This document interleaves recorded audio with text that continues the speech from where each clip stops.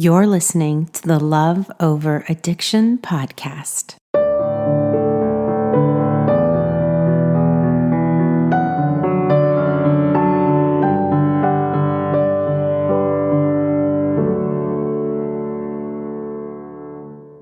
Hello, how are you? It's Michelle. It's always Michelle. It's never been another person, so I don't even know why I just told you it's Michelle. Of course it's Michelle. Who else would it be? This is my podcast. And if you're listening for the first time, it is very nice to see you or meet you or hear from you. Well, actually, I did none of those things, so I don't know why I said that either. We're off to a great start, aren't we?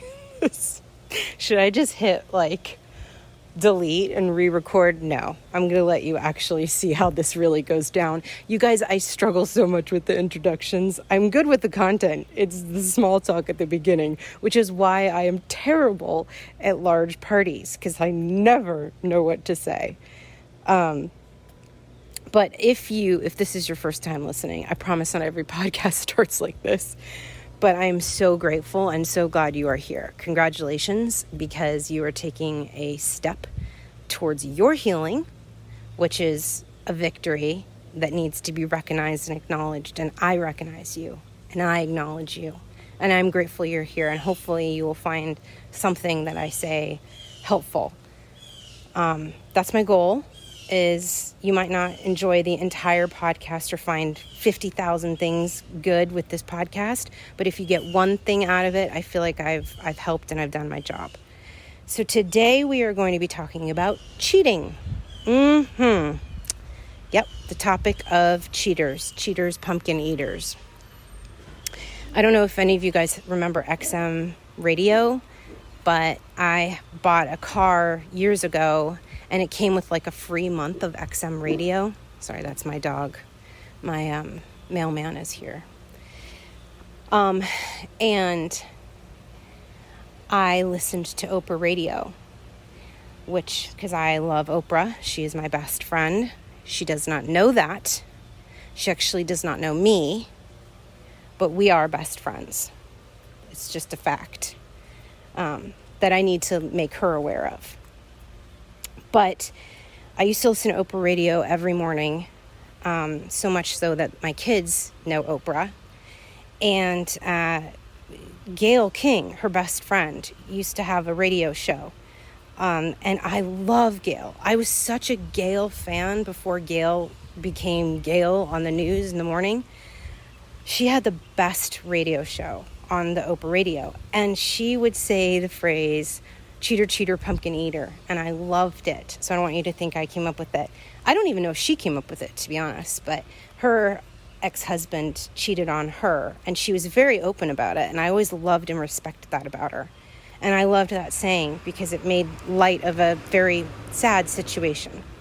So let's talk about this. Let's talk about when our loved ones are struggling with addiction and we suspect that they are being unfaithful. First of all, this happens more often than you think it does. So you guys know that addiction manifests itself in many areas. So for example, if your loved one suffers from alcohol addiction, right? They drink too much. They also probably have addiction in other areas because they have an addictive personality. So they might be addicted to pornography in addition to drinking. Or if they stop their drinking, it might turn to addiction to pornography and addiction to gambling. Or if they stop gambling because they lose all the money, it might turn into addiction to pornography and drug use. Maybe marijuana, and then into cocaine, and then into meth because cocaine is expensive, blah, blah, blah. Point is that addiction shows up in many, many areas.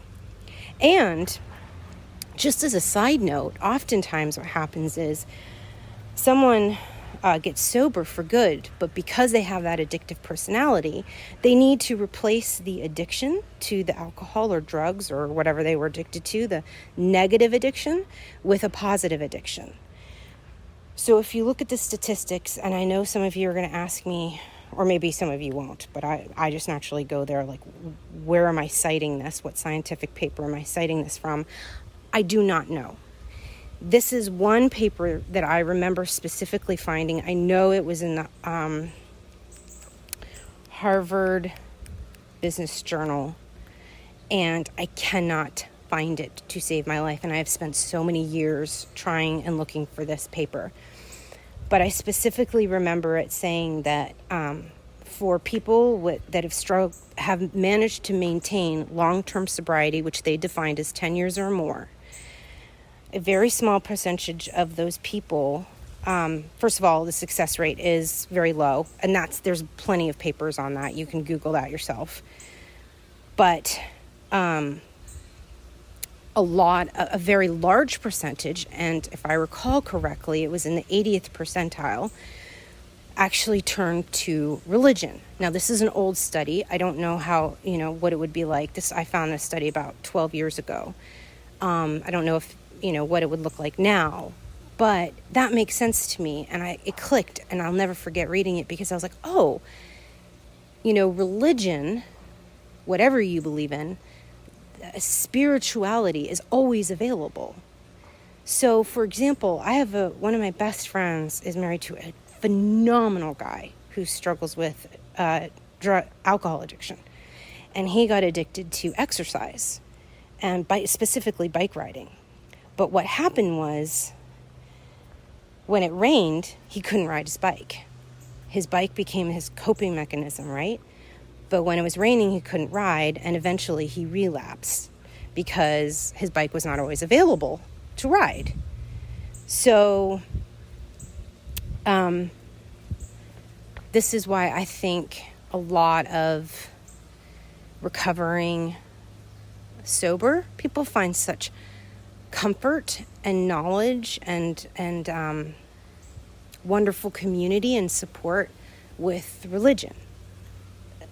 And why such a high percentage of them actually managed to maintain their sobriety. Now, all of you are like, okay, that's it, we're going to church tomorrow. You're like Googling churches in your area. I don't know if that still applies or not, guys, but it makes sense to me, and it stuck with me over the years. So where was I going with this? Where the heck was I going with this? I'm 43 years old, and I know I need to take notes for this podcast because I lose my train of thought all the time. I know we were talking about cheating.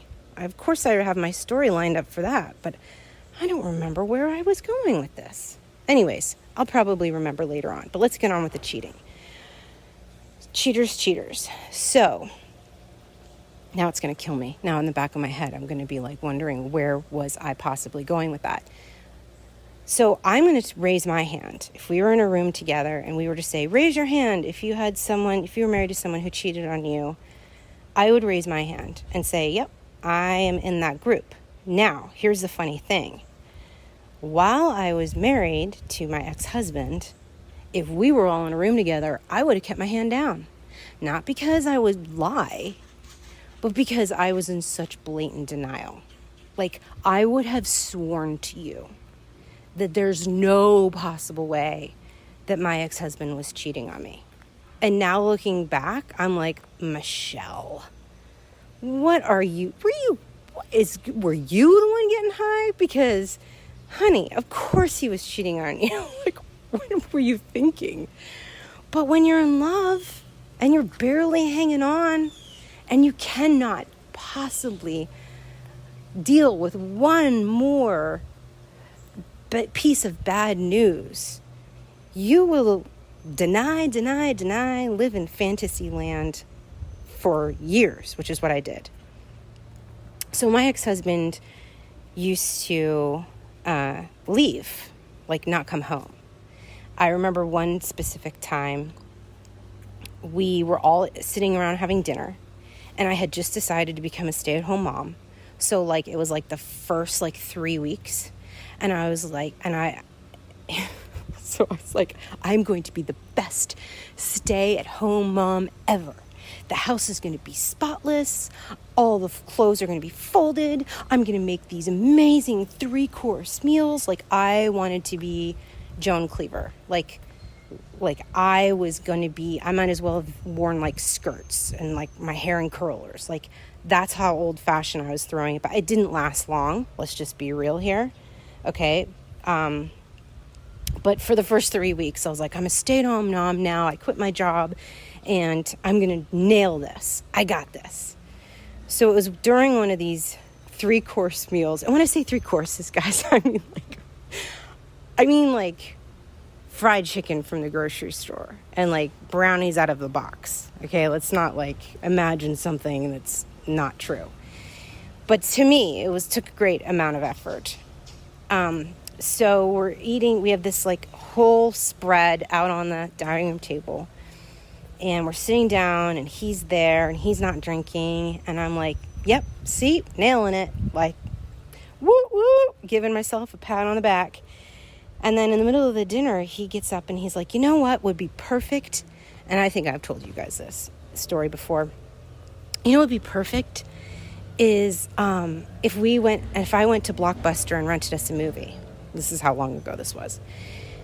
And I was like, okay, yeah, sure. Kind of weird in the middle of dinner, but who am I to argue? Because June Cleaver did not argue with her husband. I've actually never seen that TV show. I don't know if they had it in Canada, but I've never seen it. So I think her name is June Cleaver. I don't know the husband's name. Sorry for the airplane. And the garbage truck. And now the dog barking. This is as real as it gets, guys. I record these in my backyard because of COVID. We homeschool. Or we don't homeschool. The kids do school online, so I got to get out of the house. Okay, so I'm like, that's weird. Okay, but yeah, like I'm not going to argue with you. Go for it. So he gets up and he leaves and he goes to Blockbuster to pick out movies. And like an hour passes and I'm like, wow, he must be like really selecting some serious movies. Like he's really putting a lot of thought and care into this. He must think this evening is as special as I think it is. Again, denial. Is this at all distracting to you that you can hear this in the background? I'm assuming it is. Okay, he's taking off. Nope. He's right there, and I'm waving to him right now. The garbage man. Which is kind of awkward. Very awkward. I'm not going to lie. Okay, so we're just going to go on. Ignore it. So he's gone an hour, 2 hours, 3 hours. I'm sitting here going, what happened? Did he get into a car accident? Did he get mugged? What's going on? Well, 3 days later, y'all, he shows up. 3 days. 3 days later. And then he walks in and I'm like, where have you been? Like, what on God's green earth just happened? And he said, oh, I was feeling overwhelmed. Everything's just, the new baby, the financial pressures, if you stay at home, work is going really hard right now. I just needed to get away. And you know what I did, guys?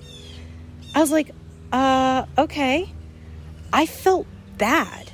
Like, I literally listened to that and was like, oh, shoot. Yeah, he's under so much pressure.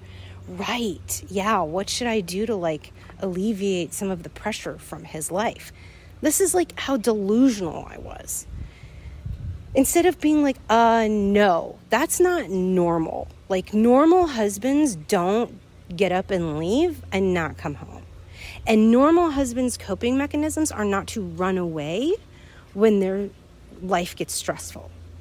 A healthy marriage would be to come and talk about it and express your feelings. That's what healthy looks like. That's what normal looks like. What you did is bizarre and not healthy, and honestly, not even truthful. So this kept happening. He kept leaving for days and days at a time. And then I had a neighbor who was lovely. I loved her. And her husband was a bit of a partier too. He was a chiropractor and he had a reputation Not that that has anything to do with being a chiropractor, but he had a bit of a reputation in the neighborhood as being a swinger. Do you guys know what that is? I didn't know what it was until I was approached by someone and asked if I was a swinger, and I was like, no, I never learned that dance. It's when you sleep with other people, exchange spouses, I think. But anyways, he had a bit of a reputation for being this way. And I loved his wife, like got along with her like a house on fire. And believe it or not, she worked at a local strip club. She was gorgeous, like stunningly gorgeous. And I didn't judge her. I mean, I loved, like, our kids play together. We went on play dates together. I was fascinated by her lifestyle. It was very opposite. I'd never even walked into a strip club. But, so her husband and my husband used to hang out together in the neighborhood. And this is how in denial I was. I used to think my husband would be a good influence on her husband. Like, you guys, I am a smart human being. I held down a very good job. I made a good amount of money in marketing for a very reputable company. You know, I am a smart person. Why would I possibly think that that would be the case? How could I? Because I loved him. Because I wanted to believe that there's no way that my husband would be capable of the things that he was actually doing behind my back. Because the truth would have been so gut-wrenching, devastating for me that I would have never in a million years been able to face all of the music all at once. So I was like, oh yeah, you know, they're hanging out together, and when this friend and I did play dates together, I would literally listen to her complain about her husband's behavior. And she would go to work in the evenings, and then he would have these like mega parties at his house. And you guys, my husband was missing. Like, where do you think he was going? He was going to this guy's house. But I'm sitting here thinking, well, no, he said he needed some time off and he went to a hotel room by himself. That's what explains the hotel charges. No, Michelle, no. He was going to these parties, finding a woman, and then taking them back to the hotel. Come on. Like, the writing is on the wall. So she says to me one time our little boys are playing on the playground, and she says to me, you know, Michelle, and I could tell she was very nervous. She said, one of the people that attended the party at my house last night while I was at work mentioned that my husband and your husband were in the basement with 2 other women for several hours. And I was like, really? Like, what are you getting at? I literally asked, come on, Michelle, you know what she's getting at. And she was like, well, I think they were doing something with those other women. I think, you know, your husband was cheating on you, is what my friend told me. And I wanted to let you know. I don't know how you feel about that, but I just thought as your friend I would let you know. And I said, well, thank you very much. I really appreciate you being honest with me, and I'll definitely talk to him about it when he gets home. Now, I've been real with you every step of the way, whether it makes me look bad or look insane or look good. What I'm about to share with you is going to be one of the most real things that I've told you. And you're going to be tempted to judge me, but I am actually asking you not to, because A, I don't judge you, and B, I don't know, but maybe you can relate to this. Maybe if you were in my position, you would have done the same thing. But I literally heard that. I went home and I felt immediately angry at her and blamed her husband and said if he didn't have these, in my head, not to her. In my head, I'm going, well, if her husband never had these parties, my husband would have never been in this situation. My husband's going over to this party, you know, trying to be the good guy, trying to be the good influence on him. And what does he get? He gets, you know, probably dragged down to a basement, you know, forced to hang out with this other woman when all he really wants to do is just be home with me. Please hold your laughter. Like, yes, ridiculous. And then here's the other part where you might judge me. You guys, I was pissed at this woman. Not her. I was pissed at the woman who was in the basement with him. This imaginary woman I've never met, didn't know anything about her, never seen her, never done.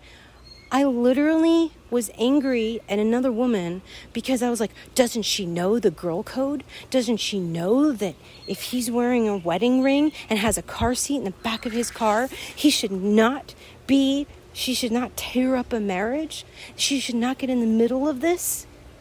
Okay, so instead of getting angry at my husband and instead of getting angry at myself for not admitting the truth, I'm distributing anger in all of the wrong, unnecessary places.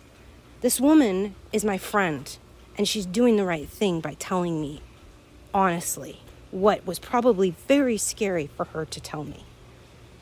And this other woman that was in the basement with him, which actually ended up being true, guess what? What I found out later was he would take out the car seat of our car before he went out.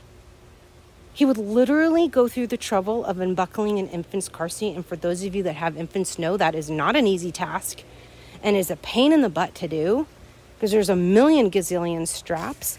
He took it out. Not only did he take out the car seat of the car, but we had a little like magnet sticker on the back of the car for the soccer club that my son was a player in.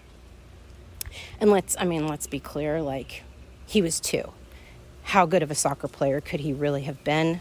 He was like picking worms on the field. He wasn't kicking the ball or anything like that. I'm not raising David Beckham here. But I was a new mom and I was super excited about my kid being in sports. So I threw up the sticker, the free sticker they gave me to say, yeah, I'm a soccer mom. And now I'm June Cleaver and a soccer mom. He would take the sticker off of the car before he went to the party. And guess what else came off with the sticker? The wedding ring. It's not this woman's fault. It's the accountability and responsibility of being faithful was on the man who actually took the vows on our wedding day, to me, who was there in the room when my son was born, committing to our family. That's the responsible party in this situation. It's certainly not my friend, and it certainly isn't the other woman. He is a grown man. If he is old enough to go through with the wedding day, he is old enough to take responsibility for where he puts his private parts, or his mouth, or spends his time. We have to be aware, and I hear this over and over again from women when our spouses cheat on us, or from men whose women have been unfaithful and codependent men, we blame this third party. BS. Not true. They're not loyal to us. They didn't marry us. They didn't take those vows with us. They didn't commit to us. It's our partners. Our partners are not being manipulated by this third party. They're not being forced. They're not being held at gunpoint to be unfaithful to us. They are consciously aware and making the decisions to be unfaithful. So the people that we really need to be angry with is our partner, period. And then, if and when you find out that your spouse is cheating, you need to ask yourself, how do you feel about that? You want to be with someone like that? What are you willing to put up with? There's no judgment here. If you want to work through your marriage, if you want to work through infidelity and addiction, more power to you. Go for it. Give it a try. I'm not going to dissuade you. Miracles can happen. But if you are sitting here going, oh, he's just, such a good guy, and if I were just a better wife or a better partner, if I paid more attention to him, if I was a better June Cleaver, then maybe we wouldn't be, or if this other guy didn't throw these parties, or if this situation didn't happen, he wouldn't have been so tempted. Come on. Don't be like me. Don't make the same mistake that I did. Let's be honest with each other. If we can't be honest with each other, who the heck can we be honest? Where can we be honest? Let's be honest with ourselves, right? Let's call a spade a spade. If you suspect that there's cheating and infidelity going on, there probably is. And I give you full, complete permission to figure it out. Because if that's a deal breaker for you, then go figure out if he's doing it or if she's doing it. Hire a private investigator. Sorry for the airplane again. Hire a private investigator. Go through their phones. Go through their emails. Look through their computer history. Get knowledge. Figure it out. Because if you suspect it, chances are it's happening. You're not an idiot. You're not stupid. You're an intelligent human being, and you have instincts, and you need to start paying attention to them. And when you think there's something wrong or fishy going on, there usually is. If you think they're drinking or high or drugs and they look at you and swear to the Lord Jesus Christ that they are sober and they have not touched it, chances are they're lying. Why? Because addicts lie. That's how they get away with it. Trust your gut. Start listening to yourself. You are brilliant. You are smart. And you are the sober one. Okay? That's our new work. Get real, get honest, find answers, and trust yourself. Okay, that's it for me today. I love you guys. I'll talk to you next week. This podcast is created for your support, encouragement, and entertainment with my personal thoughts and beliefs. We are bonded together by the fact that we love someone suffering from addiction. This is not intended as a substitute for therapy or advice from a professional.